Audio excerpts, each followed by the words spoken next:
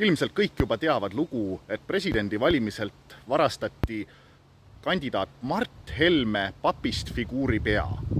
Aga selle loo juures ei ole keegi küsinud, et miks on Mart Helme asemel kandidaadina üleval üldse papist figuur? Kõlab nagu mingi papist poisi lugu. Aga miks tegelikult ei ole Mart Helme ise väljas? Äkki ta on juba liiga vana ja dementne ja viidi Iru vanadekodusse? Aga tegelikult mul oleks ka vaja ühte Mart Helme papist välja lõigatud kuju. Mul on aias üks hernehirmutis puudu.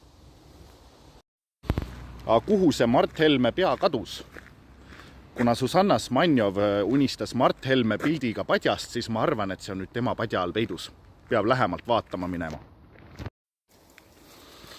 Eesti 200 otsustas tunnistada, et valimislubadused on olnud ainult kuum õhk ja hingeaur ning muudab ka sellest lähtuvalt oma nime ümber reaalsusele vastavaks. Erakonna uueks nimeks saab Eesti 20.